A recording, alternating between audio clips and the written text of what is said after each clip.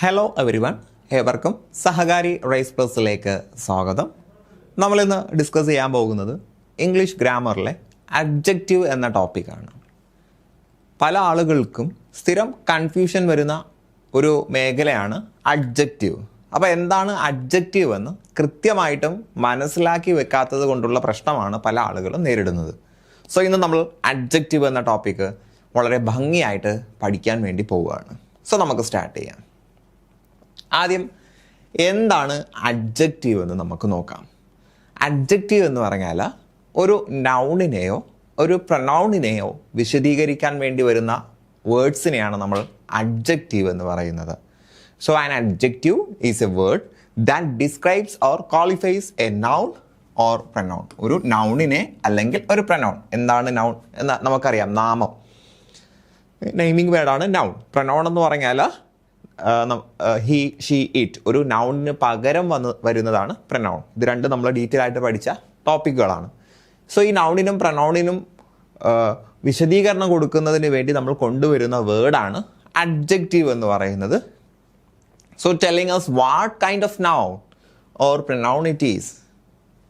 അപ്പോൾ ഒന്നിനെ വിശദീകരിക്കുക എന്ന് പറയുമ്പോൾ അവൻ ഒരു കുട്ടിയാണ്. എങ്ങനെയുള്ള കുട്ടി? ചെറിയ കുട്ടിയാണോ വലിയ കുട്ടിയാണോ? അങ്ങനെ നാം പറയുന്ന നൗണിനെ കുറിച്ച് ഒരു വിശദീകരണം കൊടുക്കുന്നതിന് വേണ്ടിയാണ് അഡ്ജക്റ്റീവ് കൊണ്ടുവരുന്നത്. ഈ അഡ്ജക്റ്റീവ് നൗണിന് മുന്നിലാണോ പിന്നിലാണോ വരുന്നത്? അഥവാ ഒരു നൗൺ പറയുമ്പോൾ അതിൻ്റെ വിശദീകരണം ആ നൗണിന് തൊട്ട് മുന്നിലാണോ ശേഷമാണോ വരുന്നത് എന്നൊരു സംശയം പല ആളുകൾക്കും ഉണ്ട്. അപ്പോൾ ടിപ്പിക്കലി നമ്മൾ നൗണിന് മുന്നിലാണ് അഡ്ജക്റ്റീവിനെ ചേർക്കുന്നത്. വെരി ഗുഡ് ഓർത്തിരുന്നാൽ മതി. വെരി ഗുഡ്, വളരെ നല്ലത്, വെരി ഗുഡ്. അല്ലെങ്കിൽ സ്മോൾ ബോയ് എന്ന് ഓർത്തിരുന്നാൽ മതി, ചെറിയ കുട്ടി. അപ്പോൾ ബോയ് എന്നുള്ളതാണ് അവിടുത്തെ നൗൺ. ആ നൗണിനെ വിശദീകരിക്കാൻ വന്ന സ്മോൾ എന്ന പദം അത് അഡ്ജക്റ്റീവാണ്. അഡ്ജക്റ്റീവ് എവിടെയാണ് വന്നത്? നൗണിന് മുന്നിലാണ്. ടിപ്പിക്കലി അങ്ങനെയാണ് വരാറ്. സോ നൗണിന് മുന്നിൽ വരുന്ന വിശദീകരണത്തെക്കുറിച്ച് നമ്മൾ പറയും. അതൊരു ആട്രിബ്യൂട്ടീവ് യൂസിന് വേണ്ടി, അഥവാ ആ നൗൺ എങ്ങനെയുള്ളതാണ് എന്ന് വിശദീകരിക്കുന്നതിന് വേണ്ടി വരുന്നതാണ്. The adjective come before the noun, it modifies. ഉദാഹരണം, she is a good teacher. അവൾ നല്ല ടീച്ചറാണ്. അപ്പോൾ ടീച്ചർ എന്നതാണ് നമ്മുടെ നൗൺ. ആ നൗണിനെ വിശദീകരിക്കാൻ വന്നതാണ് ഗുഡ് എന്ന പദം. സോ ആ ഗുഡ് എന്ന പദം ഒരു അഡ്ജക്റ്റീവാണ്. അഡ്ജക്റ്റീവ് നൗണിന് മുന്നിൽ വന്നു. സാധാരണഗതിയിൽ അങ്ങനെയാണ്, അധിക സ്ഥലങ്ങളിലും അങ്ങനെയാണ് വരുന്നത്.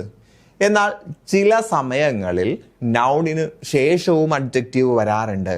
അതിന് നമ്മൾ പ്രെഡിക്കേറ്റീവ് എന്ന ഒരു പേരിൽ നമ്മൾ പറയും.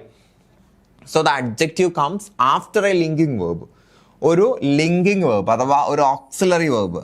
ഓക്സിലറി വേർബിന് ശേഷമാണ് നമ്മളൊരു അഡ്ജക്റ്റീവിനെ കാണുന്നത് എങ്കിൽ അവിടെ നിങ്ങൾ മനസ്സിലാക്കുക അതൊരു പ്രെഡിക്കേറ്റ് ആണ്. പ്രെഡിക്കേറ്റ് അഥവാ സബ്ജക്റ്റിനെ വിശദീകരിക്കുന്നതാണ്. അപ്പം ഞാൻ ഈ ആദ്യം പറഞ്ഞതുണ്ടല്ലോ, അതാണ് നമ്മൾ ടിപ്പിക്കലി കാണുന്ന അഡ്ജക്റ്റീവ്. നമ്മൾ അധിക സ്ഥലങ്ങളിലും കാണുന്ന അഡ്ജക്റ്റീവ് അതാണ്. നമ്മൾ ഏറ്റവും കൂടുതൽ സ്ട്രെസ് ചെയ്യേണ്ട അഡ്ജക്റ്റീവും അത് തന്നെയാണ്. ഇനി നമ്മൾ അഡീഷണലി ഒരു കാര്യം കൂടി മനസ്സിലാക്കി വെക്കണം. ചില സമയങ്ങളിൽ സബ്ജക്റ്റിന് വിശദീകരിക്കാൻ വേണ്ടി നമ്മൾ ചില നൗൺസിനെ യൂസ് ചെയ്യും. ഇപ്പം ഇവിടെ കണ്ടില്ലേ, ബിമല ഈസ് ഇൻ്റലിജൻറ്റ്. അപ്പോൾ ബിമല ഈസ് ഇൻ്റലിജൻറ്റ് എന്ന് പറയുമ്പോൾ അവിടെ നിങ്ങൾ മനസ്സിലാക്കേണ്ട കാര്യം, ബിമല എന്നത് സബ്ജക്റ്റാണ്. ഈ സബ്ജക്റ്റിനെ വിശദീകരിക്കുന്നതിന് വേണ്ടി വന്നതാണ് ഈ ഇൻ്റലിജൻറ്റ്. ബിമല ഇൻ്റലിജൻ്റ് ആണ്. അപ്പോൾ ബിമലയുടെ ഒരു സവിശേഷതയാണ് അല്ലെങ്കിൽ വിശദീകരണമാണ് ഇൻ്റലിജൻറ്റ്. അതുകൊണ്ട് നമുക്ക് അതിനെ അഡ്ജക്റ്റീവ് എന്ന് പറയാം. മനസ്സിലായോ? ഇനി ഒരു സെൻറ്റൻസിൽ അടുത്തൊരു കോൺസെപ്റ്റ് നിങ്ങൾ മനസ്സിലാക്കേണ്ടത്, ഒരു സെൻറ്റൻസിൽ ആരെക്കുറിച്ചാണോ പറയുന്നത് അതാണ് സബ്ജക്റ്റ് അല്ലേ? അഥവാ ആ സെൻറ്റൻസിലെ ഹീറോ സബ്ജക്റ്റാണ്. ഒരു സെൻറ്റൻസിൻ്റെ ഹീറോ എന്ന് പറയുന്നത് സബ്ജക്റ്റാണ്. ഈ സബ്ജക്റ്റിനെ നാം വിശദീകരിക്കാൻ ഉപയോഗിക്കുന്നത് പ്രെഡിക്കേറ്റാണ്. അഥവാ സബ്ജക്റ്റിനെ കുറിച്ചുള്ള വിശദീകരണം പ്രെഡിക്കേറ്റാണ്. മനസ്സിലായോ? അപ്പോൾ ഒരു സെൻറ്റൻസിലെ ഹീറോ എന്ന് പറയുന്നത് സബ്ജക്റ്റാണ്. അഥവാ ആ ഒരു സെൻറ്റൻസ് നമ്മൾ കൊണ്ടുവരുന്നത് തന്നെ സബ്ജക്റ്റിനെ കുറിച്ച് പറയാനാണ്. ഇനി നമ്മൾ ആ സബ്ജക്റ്റിനെ കുറിച്ച് എങ്ങനെയാണ് പറയുന്നത്, അഥവാ ആ സബ്ജക്റ്റിനെ എങ്ങനെയാണ് വിശദീകരിക്കുന്നത്, അതിനെ നമ്മൾ പറയുന്നത് പ്രെഡിക്കേറ്റ് ആണ്, പ്രെഡിക്കേറ്റ്. സോ ഈ ഒരു പ്രെഡിക്കേറ്റ് മറ്റൊരു തരത്തിൽ പറഞ്ഞാൽ അതൊരു അഡ്ജക്റ്റീവ് കൂടിയാണ് എന്ന് നിങ്ങളുടെ മനസ്സിലുണ്ടായിരിക്കുക. അത് പലപ്പോഴും ഒരു ഹയർ ലെവൽ ചോദ്യങ്ങൾക്കൊക്കെ വരാറുണ്ട്. ഓക്കെ അല്ലേ? അപ്പോൾ അഡ്ജക്റ്റീവ് വളരെ സിമ്പിളായിട്ട് ചോദിച്ചാൽ ഒരു നൗണിനെ വിശദീകരിക്കാൻ വരുന്നതാണ് അഡ്ജക്റ്റീവ്. ഈ അഡ്ജക്റ്റീവ് പലതരത്തിൽ വരും, പലതരത്തിലുള്ള അഡ്ജക്റ്റീവ് ഉണ്ട്. അഡ്ജക്റ്റീവ് ഓഫ് ക്വാളിറ്റി, ഒരു വസ്തുവിൻ്റെ സവിശേഷതയെക്കുറിച്ച് പറയാനുള്ള അഡ്ജക്റ്റീവ്. അതേപോലെ പ്രോപ്പർ അഡ്ജക്റ്റീവ്, ഓരോന്നും നമ്മൾ വിശദീകരിക്കും കേട്ടോ. Adjective of quantity, adjective of number, ഡിമോൺസ്ട്രേറ്റീവ് adjective, distributive adjective, interrogative adjective, possessive adjective. ഇങ്ങനെ പല തരത്തിലുള്ള അഡ്ജക്റ്റീവ്സ് നമ്മുടെ മുന്നിൽ വരുന്നുണ്ട്. ഇതിൽ ഓരോന്നും എന്താണ് എന്ന് നോക്കുമ്പോൾ നിങ്ങൾക്ക് കൃത്യമായിട്ട് അവ ഓർത്തിരിക്കാൻ കഴിയും. അപ്പോൾ ആദ്യമായിട്ട് നമ്മൾ പറഞ്ഞത് അഡ്ജക്റ്റീവ് ഓഫ് ക്വാളിറ്റി ആണ് അല്ലേ? ക്വാളിറ്റി, ക്വാളിറ്റി എന്ന് പറഞ്ഞാൽ ഒരു കാര്യത്തിൻ്റെ ഗുണത്തെയാണ് നമ്മൾ ക്വാളിറ്റി എന്ന് പറയുന്നത്. അപ്പോൾ ഒരാളുടെ അല്ലെങ്കിൽ ഒരു വസ്തുവിൻ്റെ ഗുണത്തെ കുറിച്ച് പറയുന്ന അഡ്ജക്റ്റീവാണ് അഡ്ജക്റ്റീവ് ഓഫ് ക്വാളിറ്റി. ഇപ്പോൾ ഗുണം എന്ന് പറയുമ്പോൾ അവൻ നല്ലതാണ്, അപ്പോൾ നല്ലത് എന്നുള്ളതൊരു ഗുണമാണ്, ഒരു ക്വാളിറ്റിയാണ്. അവൻ മോശമാണ്, അതും ഒരു ക്വാളിറ്റിയാണ്. ഈ ക്വാളിറ്റി എന്ന് പറയുന്നത് പോസിറ്റീവും നെഗറ്റീവും ഉണ്ടാകാം. അപ്പോൾ ഒരു വ്യക്തിയെക്കുറിച്ചുള്ള ക്വാളിറ്റി, അപ്പോൾ ക്വാളിറ്റി എന്ന് പറയുമ്പോൾ നല്ലത് മാത്രമാണ് എന്ന് നിങ്ങൾ തെറ്റിദ്ധരിക്കരുത്. ക്വാളിറ്റി എന്ന് പറയുമ്പോൾ നല്ലതും വരും, ചീത്ത ആയതും വരും. So adjective of quality which reveals A quality, defect or appearance of A noun. ഒരു നൗണിൻ്റെ ഗുണത്തെ അല്ലെങ്കിൽ അതിൻ്റെ പോരായ്മയെ, അതിൻ്റെ അപ്പിയറൻസിനെ കുറിച്ച് വിശദീകരിക്കുന്നതാണ് അഡ്ജക്റ്റീവ് ഓഫ് ക്വാളിറ്റി. ഉദാഹരണം കാണുമ്പോൾ നിങ്ങൾക്ക് കൃത്യമായിട്ട് മനസ്സിലാവും. ആൻ ഹോണസ്റ്റ് മാൻ. അപ്പോൾ ഇവിടെ മാൻ എന്നുള്ളത് നൗണാണ്. ആ നൗണിൻ്റെ വിശേഷണമാണ് ഹോണസ്റ്റ്. ഹോണസ്റ്റ്, സത്യസന്ധൻ അല്ലെങ്കിൽ വിശ്വസ്തൻ. ലോയലാണ് വിശ്വസ്തനല്ലേ? അപ്പോൾ സത്യസന്ധൻ. അപ്പോൾ ഹോണസ്റ്റ് എന്ന് പറയുമ്പോൾ അത് അയാളുടെ യോഗ്യതയാണ്, പോസിറ്റീവായിട്ടുള്ളൊരു ക്വാളിറ്റിയാണ് അല്ലേ? ഓക്കെ അല്ലേ? അപ്പോൾ അഡ്ജക്റ്റീവ് ഓഫ് ക്വാളിറ്റി എന്ന് പറയുന്നത് ഒരാളുടെ ക്വാളിറ്റിയെ വിശദീകരിക്കുന്നതിന് വേണ്ടിയാണ്. ഈ അഡ്ജക്റ്റീവ് ഓഫ് ക്വാളിറ്റി നമുക്ക് രണ്ട് തരത്തിൽ യൂസ് ചെയ്യാം. നമ്മൾ നേരത്തെ പറഞ്ഞതുപോലെ, ഞാനത് ഒരുപാട് വിശദീകരിക്കുന്നില്ല. ഇവിടെ വന്നതുപോലെ നൗണിന് മുന്നിൽ എ വൈസ് കിങ് എന്ന് പറഞ്ഞ് യൂസ് ചെയ്യാം അല്ലേ? അപ്പോൾ അവിടെ വൈസ്, രാജാവിൻ്റെ വിശേഷണമാണ്. അദ്ദേഹം വളരെ ബുദ്ധിശാലിയാണ് എന്നുള്ളത്, വൈസ് ആണ് എന്നുള്ളത്. ഇനി നമുക്കതിനെ വേർബിന് ശേഷമായിട്ട് അഥവാ ഒരു പ്രെഡിക്കേറ്റ് പോലെ യൂസ് ചെയ്യാം. The weather. ദ വെദർ എന്ന് പറയുന്നത് സബ്ജക്റ്റാണ്. ഞാൻ നേരത്തെ പറഞ്ഞ സംഭവം, ഈ സെൻറ്റൻസ് നമ്മൾ പറഞ്ഞത് തന്നെ, കൊണ്ടുവന്നത് തന്നെ വെദറിനെ വിശേഷിപ്പിക്കുന്നതിന് വേണ്ടിയാണ്. എങ്ങനെയുള്ള വെദറാണ്? വളരെ പ്ലസൻ്റ് ആയിട്ടുള്ള വെദറാണ്. അപ്പോൾ ഇത് പ്രെഡിക്കേറ്റീവ് ആണ്. മാത്രമല്ല ഈ വെദറിനെ വിശദീകരിക്കുന്നത് കൊണ്ട് നമുക്ക് എന്ത് പറയാം? അതിനെക്കുറിച്ച് അഡ്ജക്റ്റീവ് ആണ് എന്ന് കൂടി പറയാവുന്നതാണ്. അപ്പോൾ ഈ സംഗതി നിങ്ങളുടെ മനസ്സിലുണ്ടായിരിക്കണം. ഒരു ഹയർ ലെവൽ ക്വസ്റ്റ്യൻസ് ഒക്കെ ചോദിക്കണമെങ്കിൽ മാത്രമാണ് അങ്ങോട്ടേക്ക് ക്വസ്റ്റ്യൻസ് പോകുന്നത് എന്ന് മനസ്സിലാക്കാം. ഓക്കെ അല്ലേ? ഇതിന് അടുത്ത ചോദ്യത്തിലേക്ക്, അടുത്ത ഒരു ടൈപ്പിലേക്ക് വരാം. Proper adjective. പ്രോപ്പർ അഡ്ജക്റ്റീവ് വളരെ എളുപ്പമാണ്. പ്രോപ്പർ നൗൺ എന്താണെന്ന് നമ്മൾ പഠിച്ചിട്ടുണ്ട്. പ്രോപ്പർ നൗൺ എന്ന് പറഞ്ഞാൽ ഒരു നിശ്ചിത വസ്തുവിന് വേണ്ടി നമ്മൾ കൊടുക്കുന്ന പേരാണ് പ്രോപ്പർ നൗൺ. ഇപ്പോൾ എൻ്റെയും നിങ്ങളുടെയും പേര് അത് പ്രോപ്പർ നൗൺ ആണ്. ഒരു സ്ഥലത്തിൻ്റെയും ഒരു വസ്തുവിൻ്റെയും പേര് അത് പ്രോപ്പർ നൗൺ ആണ്. അപ്പോൾ പ്രോപ്പർ നൗൺ എന്ന് പ്രോപ്പർ അഡ്ജക്റ്റീവ് എന്ന് പറയുന്നത് adjective formed from proper noun. ഒരു പ്രോപ്പർ നൗണിൽ നിന്നുണ്ടാകുന്ന അഡ്ജക്റ്റീവിനാണ് നമ്മൾ പ്രോപ്പർ അഡ്ജക്റ്റീവ് എന്ന് പറയുന്നത്. ഉദാഹരണം കാണുമ്പോൾ നിങ്ങൾക്ക് മനസ്സിലാവും. Buddhist monastery. മൊണാസ്ട്രി എന്ന് പറഞ്ഞാൽ അത് ആശ്രമമാണ്, ആശ്രമം. ബുദ്ധിസം എന്ന് പറയുന്നത് ഒരു പ്രോപ്പർ നൗണാണ് അല്ലേ? ബുദ്ധിസം അഥവാ ബുദ്ധമത വിശ്വാസത്തെ ആചരിക്കുന്ന ആളുകൾ, അല്ലെങ്കിൽ ആ ഒരു ബുദ്ധമതം എന്ന ഐഡിയോളജിയെ നമ്മൾ പറയുന്നത് ബുദ്ധിസം. അത് ആചരിക്കുന്നതിനെക്കുറിച്ച് പറയുന്നത് ബുദ്ധിസ്റ്റ്. അപ്പോൾ ഈ ബുദ്ധിസം എന്ന അല്ലെങ്കിൽ ബുദ്ധൻ എന്ന പ്രോപ്പർ നൗണിൽ നിന്നാണ് ഈ ഒരു അഡ്ജക്റ്റീവ് ഉണ്ടായിരിക്കുന്നത്. അപ്പോൾ പ്രോപ്പർ നൗണിൽ നിന്നും നമ്മൾ ഉണ്ടാക്കിയെടുക്കുന്ന അഡ്ജക്റ്റീവിനെ പറയുന്ന പേരാണ് പ്രോപ്പർ അഡ്ജക്റ്റീവ്. അപ്പോൾ ബ്രിട്ടീഷ് റൂൾ, ഇത് കുറച്ചുകൂടി നിങ്ങൾക്ക് വ്യക്തമാണ്. റൂൾ എന്ന് പറയുന്ന നൗണിനെ വിശദീകരിക്കാൻ വന്നതാണ് ബ്രിട്ടീഷ്. അപ്പോൾ ബ്രിട്ടീഷ് അഡ്ജക്റ്റീവാണ്. ബ്രിട്ടൻ എന്ന സ്ഥലത്തിൽ നിന്ന് നമ്മൾ ബ്രിട്ടീഷുകാർ, അതൊരു പ്രോപ്പർ നൗണാണ്. അപ്പോൾ ആ ഒരു ബ്രിട്ടീഷ് എന്ന് പറയുന്ന പ്രോപ്പർ നൗണിനെ ഇവിടെ ഒരു അഡ്ജക്റ്റീവായിട്ട് യൂസ് ചെയ്യുന്നു. സോ അതൊരു പ്രോപ്പർ അഡ്ജക്റ്റീവാണ്. പേരിൽ നിന്ന് തന്നെ പിടിക്കുക കേട്ടോ, പ്രോപ്പർ അഡ്ജക്റ്റീവ്. അപ്പോൾ പ്രോപ്പർ നൗണിൽ നിന്നും ഉണ്ടായി വരുന്ന അഡ്ജക്റ്റീവാണ് പ്രോപ്പർ അഡ്ജക്റ്റീവ് എന്ന് പറയുന്നത്. ഓക്കെ അല്ലേ? ദെൻ അടുത്തത് അഡ്ജക്റ്റീവ് ഓഫ് ക്വാണ്ടിറ്റി. നമ്മൾ നേരത്തെ ക്വാളിറ്റി പറഞ്ഞു, ക്വാണ്ടിറ്റി എന്ന് പറയുമ്പോൾ എണ്ണമാണ് അല്ലേ, എത്രത്തോളം അതുണ്ട്. ഒരു വസ്തു വലുതാണോ ചെറുതാണോ, ഒരുപാടുണ്ടോ കുറച്ചാണോ ഉള്ളത്, അതാണ് ക്വാണ്ടിറ്റി. നല്ലതാണോ ചീത്തയാണോ എന്നുള്ളത് ക്വാളിറ്റിയാണ്.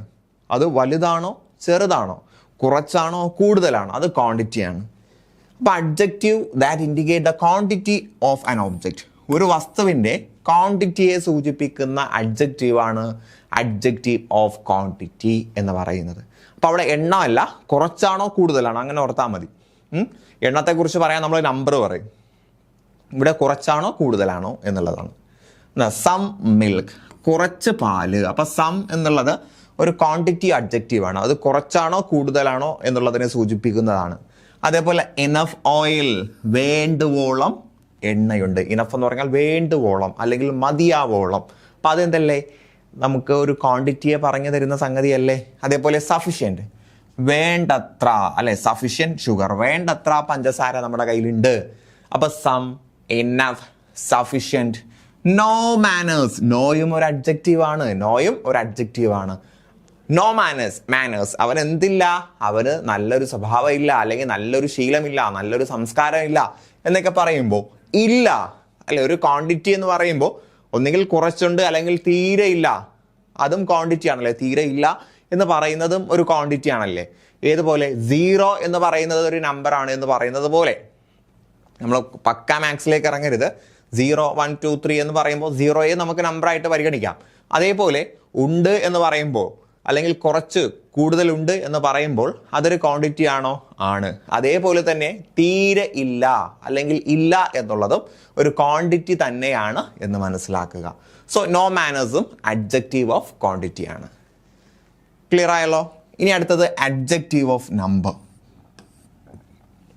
നേരത്തെ അഡ്ജക്റ്റീവ് ഓഫ് ക്വാണ്ടിറ്റിയിൽ നമ്മൾ പറഞ്ഞു കുറച്ചുണ്ട്, കൂടുതലുണ്ട്, അല്ലെങ്കിൽ ഒരുപാടുണ്ട്, വേണ്ടുവോളം ഉണ്ട്. അപ്പോൾ ഇനഫ്, സഫിഷ്യൻറ്റ് ഒക്കെ അഡ്ജക്റ്റീവ് ഓഫ് ക്വാണ്ടിറ്റി ആണ്. അതേപോലെ നോ, തീരെ ഇല്ല എന്നുള്ളതും അഡ്ജക്റ്റീവ് ഓഫ് ക്വാണ്ടിറ്റി ആണ്.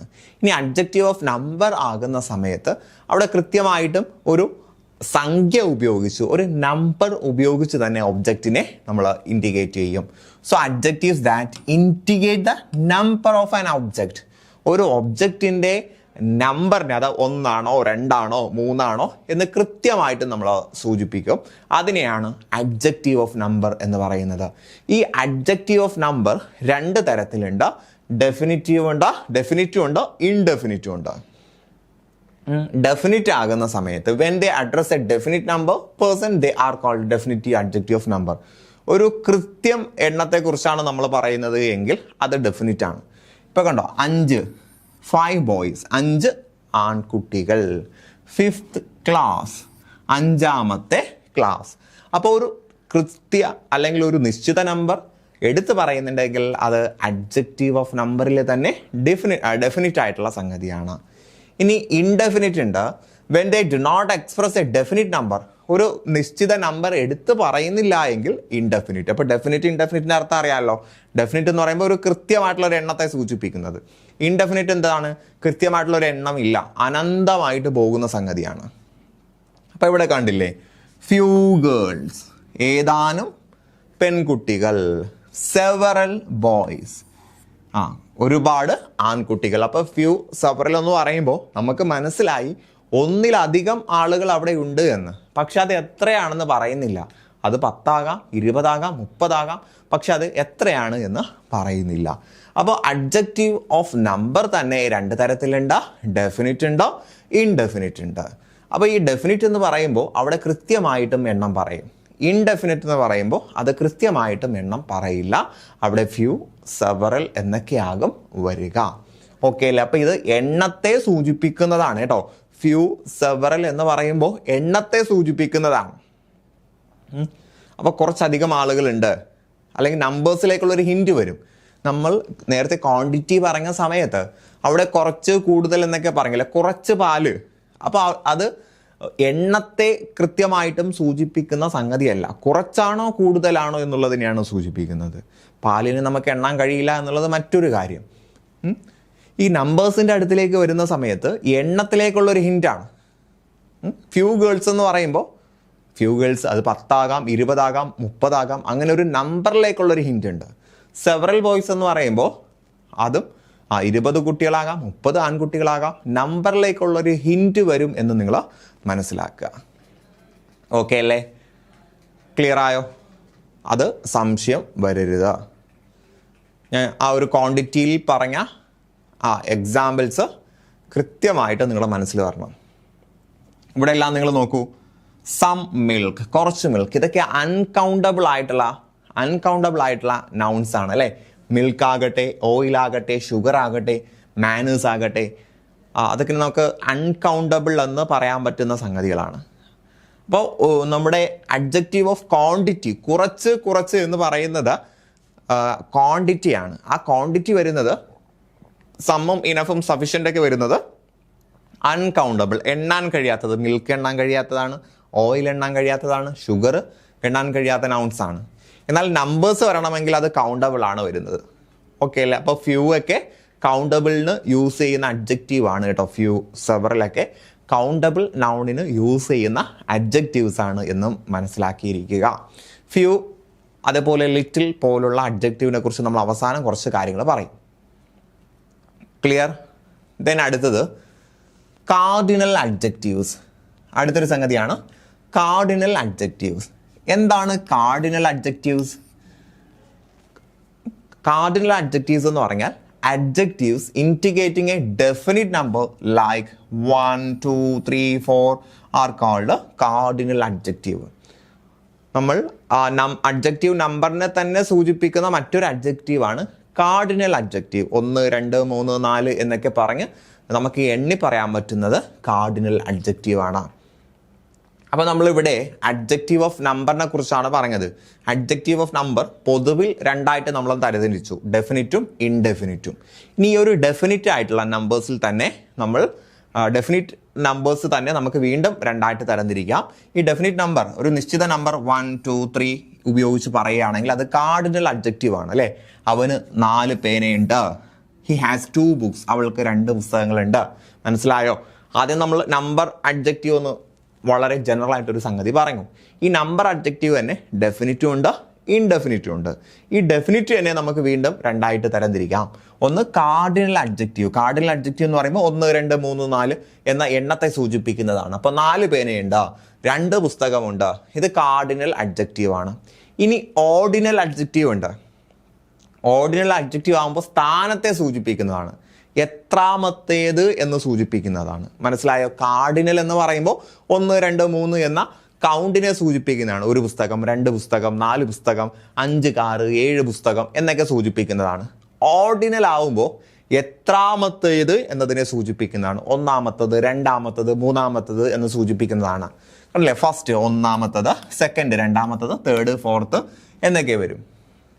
The first chapter of this book is on verb. ഈ പുസ്തകത്തിലെ ആദ്യത്തെ, അപ്പോൾ ഫസ്റ്റ് എന്ന് പറയുമ്പോൾ ഓർഡറിനെ സൂചിപ്പിക്കുന്നതാണ് അല്ലെ? എത്രാമത്തേത് എന്നതിനെ സൂചിപ്പിക്കുന്നതാണ്. ക്ലിയർ ആയല്ലോ? ഓക്കെ അല്ലേ? അപ്പോൾ ഒന്നും കൂടി ഞാൻ റിപ്പീറ്റ് ചെയ്യുകയാണ്. നമ്പേഴ്സിനെ സൂചിപ്പിക്കുന്ന അഡ്ജക്റ്റീവ് രണ്ടായിട്ട് നമുക്ക് തരംതിരിക്കാം. ഡെഫിനിറ്റ് ഉണ്ട്, ഇൻഡെഫിനിറ്റ് ഉണ്ട്. ഡെഫിനിറ്റ് ആകുമ്പോൾ ഒരു നിശ്ചിത നമ്പേഴ്സിനെ എടുത്ത് പറയും.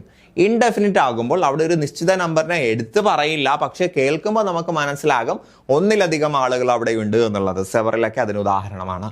ഇനി ഡെഫിനിറ്റ്, നിശ്ചിത നമ്പേഴ്സ് എടുത്ത് പറയുമ്പോൾ തന്നെ അത് 2 രീതിയിൽ പറയും. കാർഡിനൽ അഡ്ജക്റ്റീവ് ആയിട്ട് പറയും. കാർഡിനൽ അഡ്ജക്റ്റീവ് ആകുമ്പോൾ 1 ആണോ 2 ആണോ 3 ആണോ എന്നൊരു നമ്പറിനെയാണ് നമ്മൾ പറയുക. 5 ബുക്സ്, 6 ബുക്സ് അങ്ങനെ. എന്നാൽ ഓർഡിനൽ അഡ്ജക്റ്റീവ്സ് ആകുമ്പോൾ 1ാമത്തേതാണോ അഥവാ അതിൻ്റെ ഓർഡർ എത്രാമത്തേതാണ് എന്ന സൂചനയാണ് വരുന്നത്. 1ാമത്തേതാണോ 2ാമത്തേതാണോ 3ാമത്തേതാണോ എന്ന രീതിയിൽ ഫസ്റ്റ്, സെക്കൻഡ്, തേർഡ് എന്നാണ് വരുന്നത്. ഓക്കെ അല്ലേ? ഇനി ഓർഡിനൽ അഡ്ജക്റ്റീവിൻ്റെ പ്രത്യേകത, article the is used before ordinal and not before cardinal. ഒരു അഡ്ജക്റ്റീവ് ഓർഡിനൽ അഡ്ജക്റ്റീവ് ആണെങ്കിൽ അതിന് മുന്നിൽ ആരുണ്ടാകും? ദ എന്ന് പറയുന്ന ആർട്ടിക്കിൾ ഉണ്ടാകും. The first, the second, the third എന്ന് പറയും. ദ 1, ദ 2, ദ 3 എന്ന് പറയില്ല. അപ്പോൾ ഓർഡിനൽ അഡ്ജക്റ്റീവിന് മുന്നിൽ നമ്മൾ ദ ചേർക്കാറുണ്ട്. The first, the second, the third, the fourth എന്ന് നമുക്ക് പറയാം. എങ്ങനെ പറയാൻ പറ്റില്ല? ദ 1, ദ 2, ദ 3 എന്ന് പറയാൻ പറ്റില്ല എന്നുകൂടി മനസ്സിലാക്കുക. അപ്പോൾ സ്പോട്ട് ദ എറർ കാണുന്ന സമയത്ത് ഒരു ഓർഡിനൽ അഡ്ജക്റ്റീവിന് മുന്നിൽ ആർട്ടിക്കിൾ ആയിട്ടുള്ള ദ വന്നാൽ അത് ഓക്കെയാണ്. എന്നാൽ നമ്മൾ പറയാണ് he has the 5 books, he has the 5 books എന്ന് പറയുന്നത് തെറ്റാണ്. കാരണം 5 കാർഡിനലാണ്. ഒരു കാർഡിനൽ അഡ്ജക്റ്റീവിന് മുന്നിൽ ഒരിക്കലും ആർട്ടിക്കിൾ വരില്ല. ദ എന്ന് പറയുന്ന ആർട്ടിക്കിൾ വരില്ല.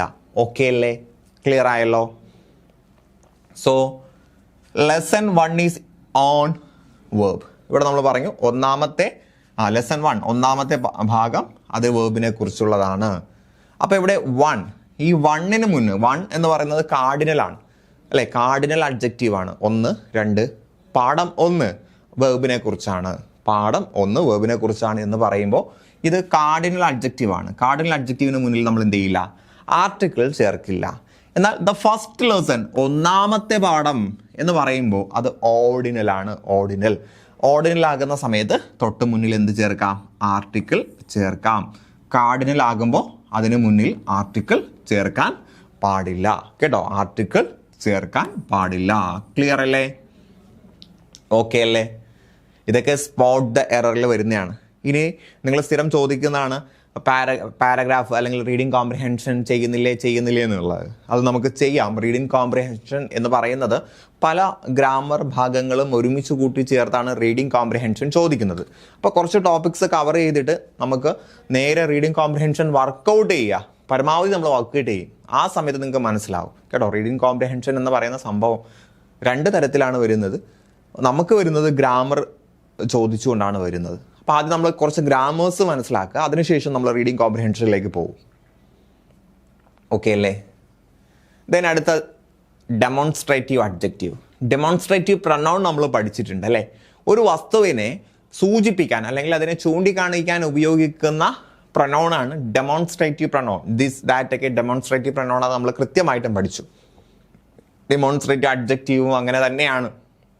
പക്ഷേ ഒരു വ്യത്യാസമുണ്ട്. ആ വ്യത്യാസം എന്താണെന്നാണ് നമ്മളിവിടെ പഠിക്കാൻ പോകുന്നത്. The adjective which points to the noun used immediately after it is called demonstrative adjective. ശേഷം വരുന്ന നൗണിനെ സൂചിപ്പിക്കാൻ വേണ്ടി അല്ലെങ്കിൽ അതിനെ ചൂണ്ടിക്കാണിക്കാൻ, അങ്ങനെ തന്നെ നമ്മൾ പറയും. പോയിന്റ് എന്ന് പറഞ്ഞാൽ അതിനെ ചൂണ്ടിക്കാണിക്കാൻ എന്നാണ്. നമ്മൾ പറയുന്ന ഒരു നൗണിനെ ചൂണ്ടിക്കാണിക്കുന്നതിന് വേണ്ടി അല്ലെങ്കിൽ അതിലേക്ക് സൂചന നൽകുന്നതിന് വേണ്ടി യൂസ് ചെയ്യുന്ന അഡ്ജക്റ്റീവാണ് ഡെമോൺസ്ട്രേറ്റീവ് അഡ്ജക്റ്റീവ് എന്ന് പറയുന്നത്. ദിസ് ബോയ്, ഈ ആൺകുട്ടി, ദാറ്റ് ഗ്രൂപ്പ്, ആ സംഘം, ദീസ് പീപ്പിൾ, ഈ കാണുന്ന ജനങ്ങൾ, ദോസ് പീപ്പിൾ, ആ കാണുന്ന ജനങ്ങൾ. ഇതൊക്കെ ഡെമോൺസ്ട്രേറ്റീവ് അഡ്ജക്റ്റീവാണ്. അപ്പോൾ നിങ്ങൾ ചോദിക്കും, ഇത് ഡെമോൺസ്ട്രേറ്റീവ് പ്രൊനൗൺ അല്ലേ? ഡെമോൺസ്ട്രേറ്റീവ് പ്രൊനൗൺ ആണെങ്കിൽ അവിടെ ചെറിയൊരു വ്യത്യാസം വരും, മനസ്സിലാക്കുക. അപ്പോൾ ദിസ് ബോയ് എന്ന് പറഞ്ഞാൽ അടുത്തുള്ള ഏകവചനത്തെ സൂചിപ്പിക്കുന്നതാണ്. ദാറ്റ് ബോയ് എന്ന് പറഞ്ഞാൽ ദൂരെയുള്ള സിംഗുലർ ആയിട്ടുള്ള ആളെ സൂചിപ്പിക്കുന്നതാണ്. ഓക്കെ അല്ലേ?